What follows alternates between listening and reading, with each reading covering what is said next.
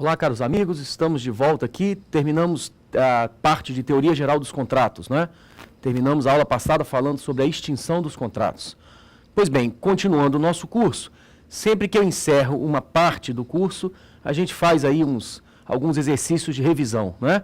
Então, antes da gente entrar em contratos em espécie, antes da gente começar a estudar aquelas 23 formas contratuais que o legislador prevê, vamos fazer aí rápidos exercícios para a fixação da teoria geral dos contratos.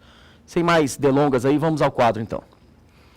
Primeiro exercício, juiz substituto do Distrito Federal. O adquirente da coisa recebida em virtude de um contrato comutativo, com vícios ou defeitos ocultos, que a tornem imprópria ao uso a que é destinada ou lhe diminua o valor, decai do direito de obter a redibição ou abatimento no preço. Bom, então a primeira questão, pessoal, ele vai estar falando de vícios redibitórios, né? Assunto muito cobrado em provas de concurso, hein, pessoal? Dessa parte de teoria geral dos contratos aqui, deem uma atenção especial a vícios redibitórios e a evicção. Então, olha, o adquirente, aquela pessoa que está adquirindo um produto, e este produto foi adquirido através de um contrato comutativo. Só lembrar para vocês que comutativo é aqueles que as partes sabem o valor exato das suas prestações, né? Então tá aqui, olha, prestações. Se contrapõe aos contratos aleatórios, né? Estudamos. Então, olha, o adquirente de uma coisa recebida em virtude de um contrato comutativo, esta coisa tem vício ou um defeito que é oculto, então eu estou tratando aí de vícios redibitórios, e esse defeito oculto torna imprópria ao uso a que é destinada ou diminui o valor. Bom, se torna imprópria ao uso a que é destinada, eu vou, portanto, devolver o produto, redibir o produto, pleiteando abatimento no preço, não é? Então a ação que eu vou ingressar aqui é uma ação redibitória.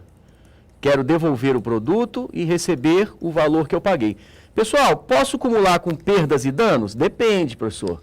Eu posso combinar com perdas e danos se eu provo que a outra parte sabia do defeito, né? Então, tornou impróprio ao uso ou diminuiu sensivelmente o seu valor. Quando diminui o valor, a ação é outra, né? A ação é a chamada quanti minoris.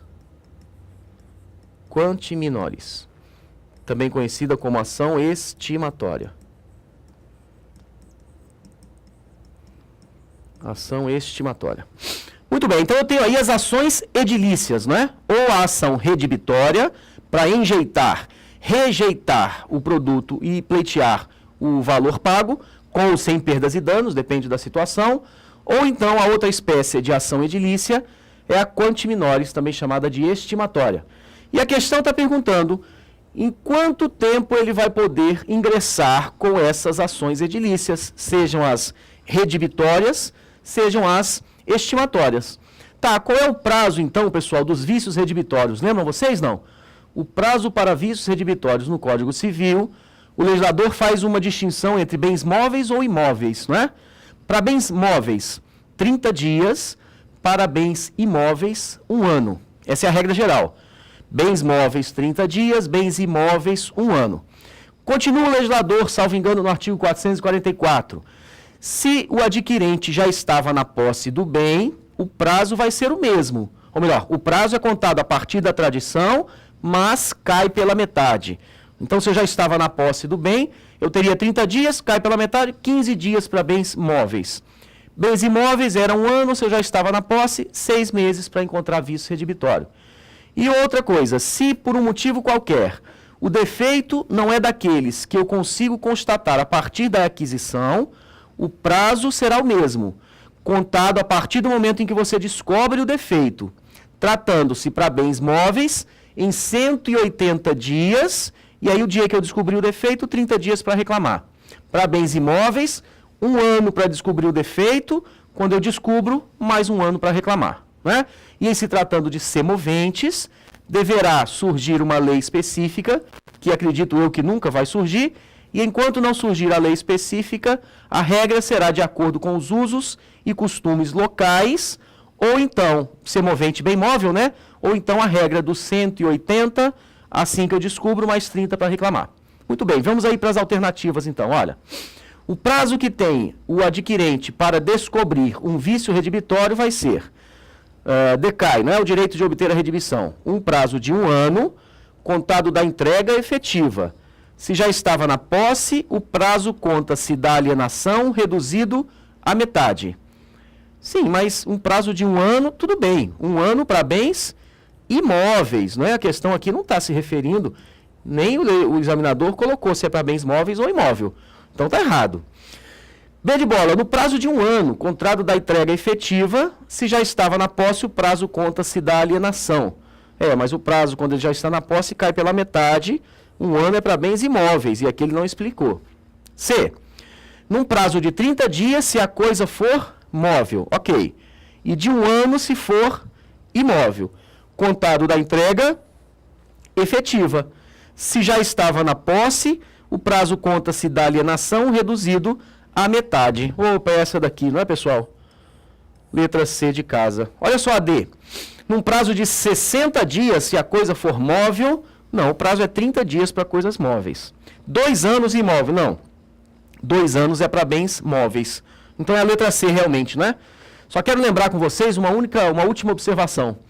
Na relação de consumo, a gente pretende ainda depois dar um curso aí de direito do consumidor, né? Principalmente para aquelas pessoas que vão estudar para a prova do PROCON no Rio de Janeiro. Mas na relação de consumo, o prazo dos vícios redibitórios é outro, hein, pessoal? Muita atenção. Eu tenho um prazo de vício redibitório no Código Civil, que é esse que a gente está estudando. Eu tenho um prazo de vício redibitório no Código de Defesa do Consumidor. Lá na relação de consumo, o consumidor adquirente, ele vai ser protegido não só em relação aos vícios redibitórios, ou seja, vícios ocultos. Ele é também protegido pelos vícios aparentes ou de fácil constatação. E a regra lá do CDC é, em se tratando de vícios aparentes ou de fácil constatação, o consumidor terá um prazo de 30 dias, tratando-se de produtos ou serviços não duráveis, ou 90 dias, tratando-se de produtos ou serviços duráveis, para fazer a sua reclamação. É o que a doutrina chama de prazo de garantia legal, ou seja, dado por lei. Em se tratando de vícios ocultos, redibitórios, artigo 26, parágrafo 3º do CDC.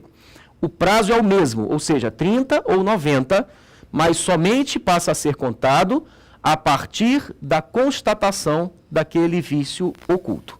Ok? Vamos lá, segunda questão, pessoal. Defensoria Pública agora do Espírito Santo, julgue os itens a seguir no que diz respeito aos contratos regidos pelo Código Civil. Item 1º. Em um contrato de compra e venda, com uma cláusula de arrependimento, podem as partes validamente ajustar acumulação de multa compensatória. Multa compensatória é o mesmo que cláusula penal, né? Multa, cláusula penal compensatória, instituto que a gente já estudou, né? Quando falávamos no direito das obrigações. Cláusula penal compensatória. Então, olha, se um contrato tem uma cláusula de arrependimento, podem as partes validamente ajustar a acumulação de uma multa com as perdas e danos, desde que as perdas e danos sejam limitadas aos lucros cessantes. Ora, pessoal, se imaginem um contrato de compra e venda em que há a previsão de arrependimento das partes. Então, o que eu estou dizendo no contrato é assim, sei lá, num prazo de 30 dias, por exemplo, quem quiser desistir do contrato não tem problema, é possível o arrependimento. O que significa dizer que a parte, ao se arrepender, não pode ser penalizada, porque ela está exercendo um direito que está previsto no contrato. Agora, imaginem vocês que eu coloco o direito de me arrepender, mas ao me arrepender eu pagarei uma multa, uma cláusula penal compensatória, e mais, essa cláusula penal compensatória, ela seria aliada, cobrada de forma cumulativa com as perdas e danos. E aí, no que tange às perdas e danos, eu ainda coloco que é limitado ao lucro cessante. Não tem nada a ver uma coisa com a outra, né? Primeiro, se há em um contrato qualquer, e aqui o examinador falou de compra e venda, então se há no contrato de compra e venda uma cláusula que permite o arrependimento, significa dizer que eu tenho o direito de me arrepender. E ao ter o direito de me arrepender, eu não posso ser penalizado por isso. Ainda que existisse uma cláusula penal compensatória, cumular com as perdas e danos, a gente viu que só é possível naquela única situação do parágrafo único do 416. Ainda assim, eu não posso limitar as perdas e danos aos lucros cessantes. As perdas e danos do 402 correspondem a tudo aquilo que a parte, o credor, efetivamente perdeu, aliado ao que razoavelmente ele deixou de lucrar, né? Então essa questão aqui está incorreta, questão falsa. A segunda, no caso de um desequilíbrio contratual causado por uma onerosidade excessiva, opa, essa palavra aqui sempre já me induz à teoria da imprevisão, né? Então, no caso de um desequilíbrio contratual causado por onerosidade excessiva, cabe revisão nos termos do contrato, o que implica a atualização dos valores nele consignados para que não restem as partes contratantes fora da realidade do seu querer inicial, ou quando ele é totalmente alterado pela situação posterior. Tá, essa questão aqui só precisa de uma interpretação, né? Olha lá, havendo um desequilíbrio contratual, então eu contratei de um jeito e um fato superveniente ocasiona uma excessiva onerosidade, caberá revisão nos termos do contrato.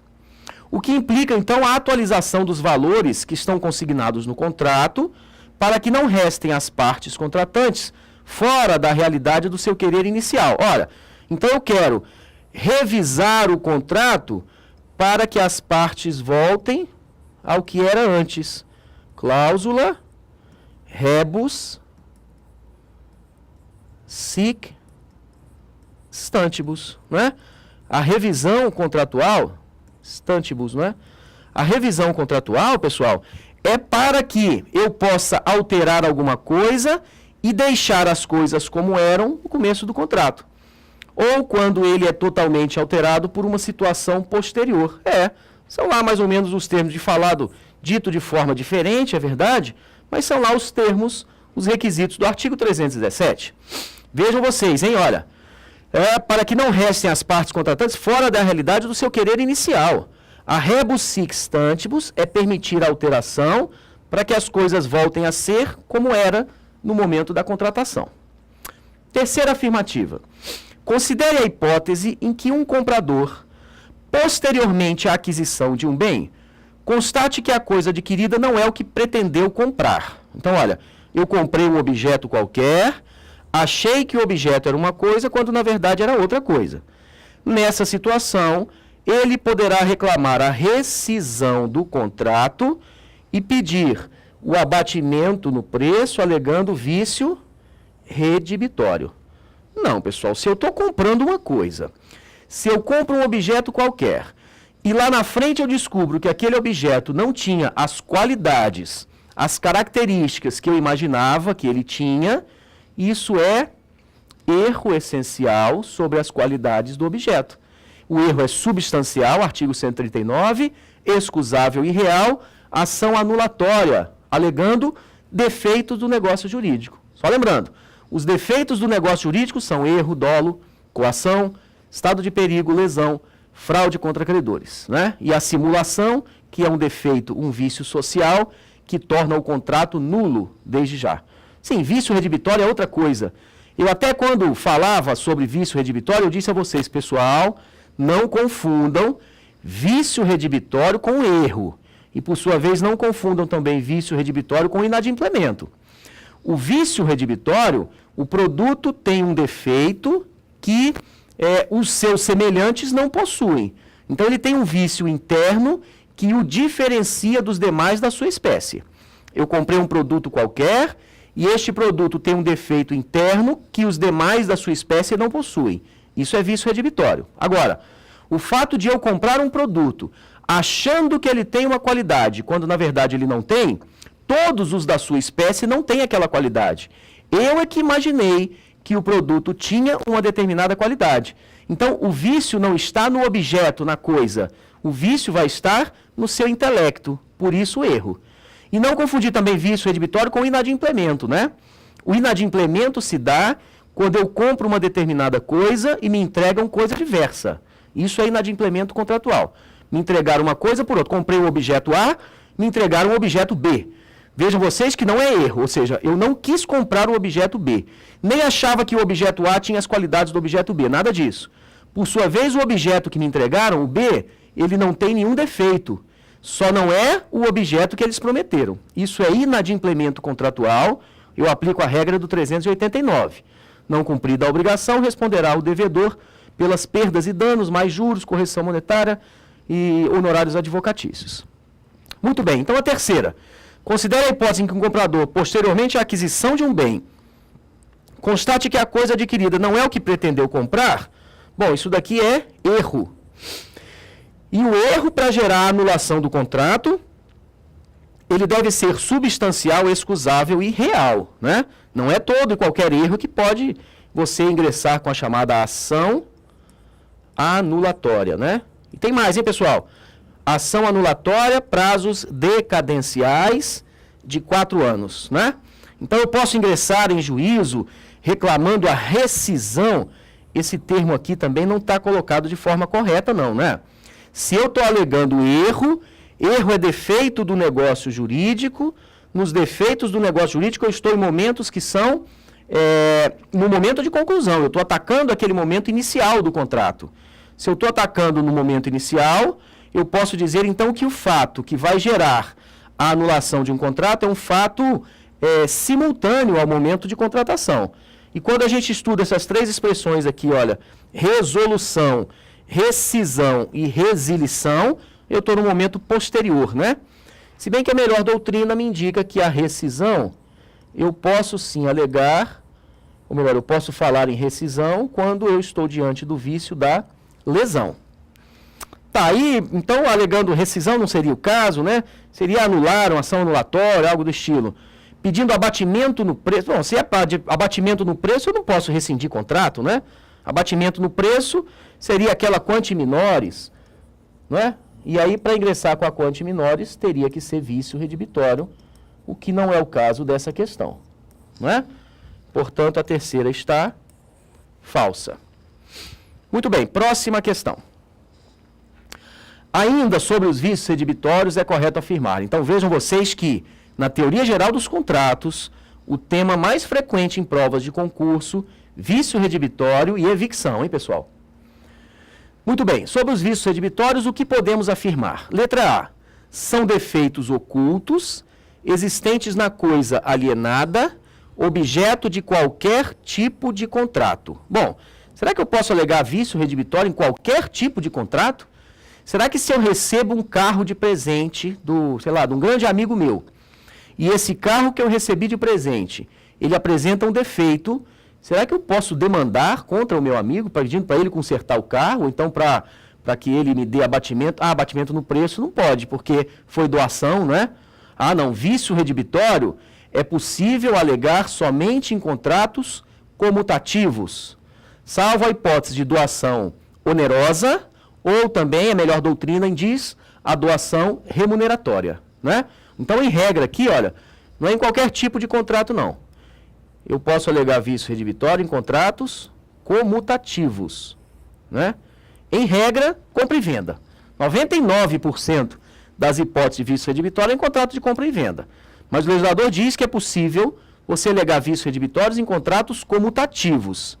E abre aqui uma exceção, parágrafo único do 441, no que tange às doações onerosas. Também é possível alegar vício redibitório. Né? A doação onerosa é aquela que o donatário tem um encargo, tem um pequeno encargo. E se ele tem um pequeno encargo, ele tem obrigação também. Né?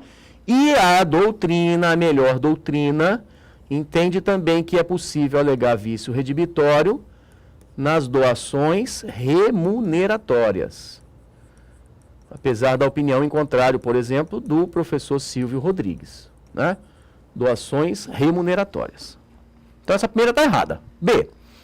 Ocorrendo vício redibitório, pode o adquirente rejeitar a coisa ou conservar o bem e reclamar abatimento no preço, sem acarretar a redibição, ou seja, a resolução do contrato, né? Através da ação estimatória ou quanti minores. Então, olha só. Havendo vício redibitório, o adquirente pode rejeitar a coisa, ação redibitória, ou então ele pode conservar o bem reclamando abatimento no preço, sem acarretar, portanto, a extinção do contrato, através de uma ação chamada estimatória ou quanti minores. É verdade, pode sim. Vamos ver as outras, né? Letra C. Se o alienante, ou seja, se quem está vendendo tinha ciência do vício oculto, então ele sabia do defeito, deverá restituir o que recebeu sem perdas e danos. Não, pessoal, a regra é, se ele tinha ciência, ele vai devolver o que recebeu, mais perdas e danos. Se ele não tinha ciência, é que ele devolve só o que recebeu sem indenização. Letra D. Se a coisa vier a perecer em poder do alienatário, ou seja, a coisa pereceu, não existe mais, em poder do alienatário. Ou seja, quem comprou, né? Alienante, alienatário. É o mesmo que adquirente, é o mesmo que comprador. Em razão do defeito já existente ao tempo da tradição, o alienante não terá de restituir o que recebeu. Não, muito pelo contrário. O fato de o objeto perecer em poder do comprador não exime o alienante na devolução do preço, a não ser que o objeto tenha perecido por culpa do comprador e não em virtude do defeito, né? Tá errada. Letra E. A ação redibitória ou estimatória deve ser proposta dentro do prazo de 30 dias, em se tratando de bens móveis ou imóveis. Não, 30 dias só para bens móveis. Para bens imóveis eu tenho um prazo de 1 ano. Então era a letra B de bola mesmo, a opção correta, não é, pessoal?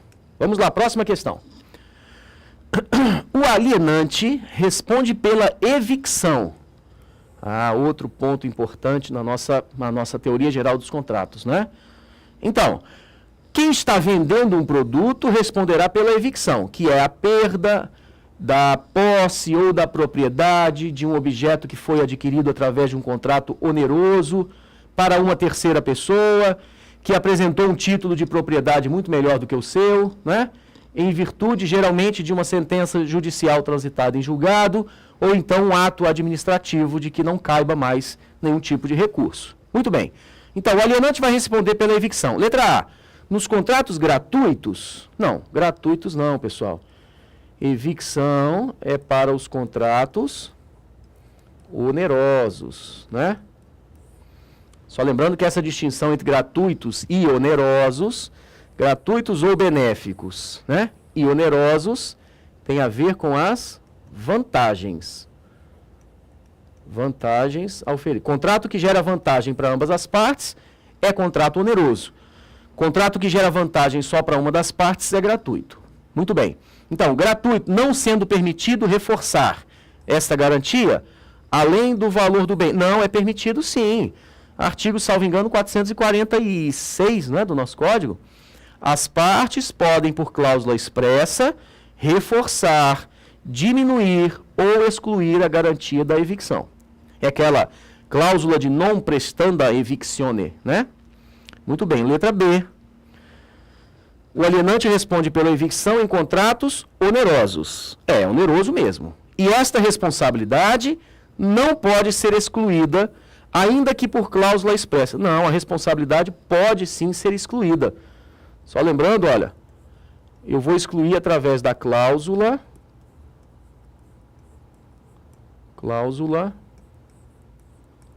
de non prestanda, cláusula de non prestanda evictione. Só que a gente já estudou que a cláusula de non prestanda evictione, artigo 448 agora, em havendo a evicção, quem vendeu continua ainda sendo responsável pela devolução do preço. Então a cláusula de non prestanda evictione, ela simplesmente evita o pagamento das verbas do artigo 450. Quem vendeu não vai pagar as perdas e danos, mas continua respondendo pela devolução do preço, a não ser que o adquirente tenha sido informado dos riscos. Então, olha só, mais uma cláusula específica dizendo quais são os riscos da coisa.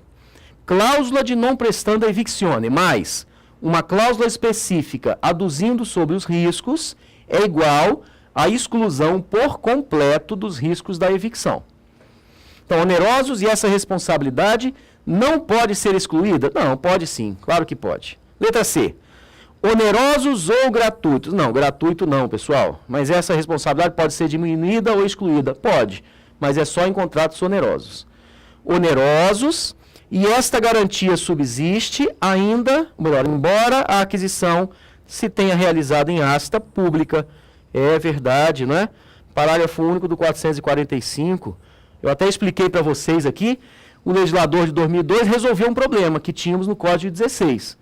A pergunta no Código 16 era, os bens adquiridos em asta pública, será que o adquirente pode sofrer a evicção? O legislador de 2002 veio categoricamente, expressamente dizer sim, os bens que forem adquiridos em asta pública, também existe a garantia da evicção. O problema é, quem dará esta garantia, né? Será o credor exequente, devedor exequido, o Estado, enfim, essa pergunta ainda não foi respondida. Letra E. Onerosos ou gratuitos? Não, gratuitos não, pessoal, só nos onerosos, né? Então ficou como a expressão correta, a letra D de dado, realmente. Vamos lá para a próxima questão, número 5 agora. A resolução dos contratos por onerosidade excessiva, segundo o Código Civil, admitida nos contratos. Então vejam vocês, olha só. O examinador está perguntando sobre a possibilidade de resolução dos contratos por onerosidade excessiva. Vejam vocês que onerosidade excessiva me vem à cabeça a aplicação da teoria da imprevisão. Né? Resolução dos contratos por onerosidade excessiva, teoria da imprevisão. Só que o legislador cometeu uma impropriedade ao falar da resolução, porque o certo se é aplicar a ação da cláusula rebus sic stantibus, é permitir a modificação para permitir o cumprimento do contrato, né? É alterar para cumprir.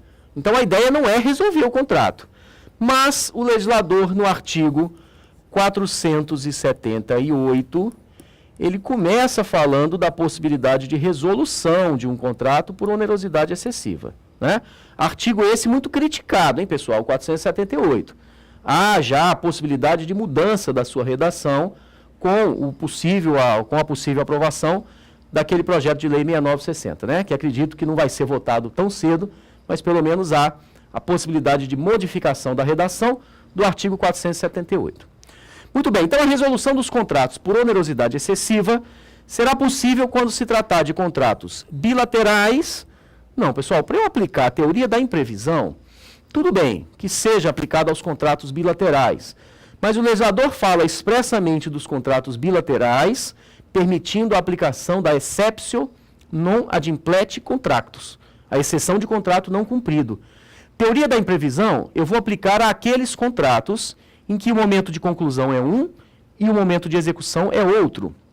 Ou seja, eu aplico a teoria da imprevisão nos contratos de execução continuada ou diferida. Vamos voltar para o quadro. Bom, bilaterais, se verificar que no momento da contratação, uma das partes se obrigou à prestação manifestamente desproporcional ao valor da prestação oposta. Não. Prestação que é manifestamente desproporcional, eu posso atacar alegando o Instituto da Lesão, artigo 157. Desde que uma das partes esteja, desde que a contratação, uma das partes esteja, como é que eu vou dizer? Premida por necessidade ou inexperiência, né? Lá do artigo 157. Letra B. A resolução dos contratos por onerosidade excessiva poderá ser aplicada aos contratos de execução continuada ou diferida, perfeito, se a prestação de uma das partes se tornar excessivamente onerosa, com extrema vantagem para a outra. Esse requisito aqui é específico do 478, em virtude de acontecimentos extraordinários e imprevisíveis. É isso aí mesmo, né? É a aplicação da teoria da resolução por onerosidade excessiva. Letra C. Eu aplico aos contratos de execução continuada E aos contratos de execução diferida também, mas então está correto, né? Aos contratos de execução continuada, se a prestação de uma das partes se tornar excepcionalmente onerosa, independentemente de a outra receber vantagem extrema, em virtude de acontecimento imprevisível. Essa vantagem extrema da outra parte, eu disse a vocês, é um requisito errado, é verdade, mas é um requisito que existe no 478. Letra D. De execução diferida, se a prestação de uma das partes se tornar excessivamente onerosa, com extrema vantagem para a outra, até aí perfeito, né? Porque eu aplico aos contratos de execução diferida e também aos contratos de execução continuada. Então tá certo. Mas os efeitos da sentença só se produzirão após o seu trânsito em julgado. Não, pessoal. Os efeitos da sentença retroagem à data da citação, né?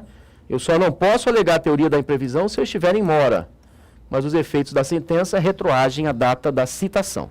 Então, a questão correta mesmo, questão B de bola, né? Rápido intervalo, voltamos ainda resolvendo a parte final das nossas questões, para que a gente possa adentrar no estudo dos contratos em espécie. Forte abraço, bons estudos.